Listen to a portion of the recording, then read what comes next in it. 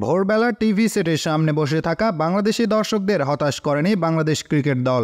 টাইগারদের গর্জনে উড়ে গেল শ্রীলঙ্কান লায়নরা। হাসারাঙ্গার বলে হ্যাট্রিক হাঁকিয়ে ঘুরিয়ে দেয় ম্যাচের মোড়।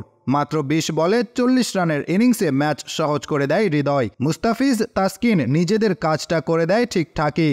দরকার ১২০ বলে ১২৫ রান। কিন্তু ওপেনিংয়ে নেমেই দুই ওপেনার সৌম্য সরকার ও তানজিদ হাসান আবারও হতাশ করে টাইগার ফ্যানদের। সৌম্য শিকার হন গোল্ডেন ডাকের। এদিকে আরেক ওপেনার তানজিদ ৩ রানের বেশি করতে পারেনি। বাদ যায়নি টাইগার অধিনায়ক শান্ত। নুয়ান তুষারার বলে মাত্র ৭ রান করে প্যাভিলিয়নে ফেরেন শান্ত। মাত্র ২৮ রানে হারায় ৩ উইকেট। লড়াইয়ের ময়দানে তখন লিটন হৃদয় সিঙ্গেল আর বাউন্ডারি হাঁকিয়ে এগিয়ে নিয়ে যেতে থাকে দলকে। একের পর এক ৪ ছক্কা মেরে দলকে স্বস্তিতে ফেরান লিটন হৃদয়। বোলারদের পর সাফল্যের শীর্ষে লিটন হৃদয়। জয়ের জন্য দরকার আর ৫২ run.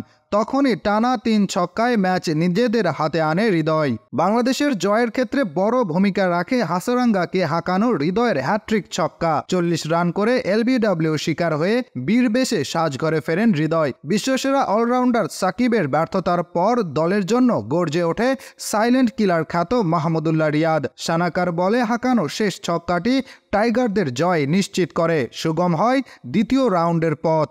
Hasibur Rahman, daily our Bangladesh.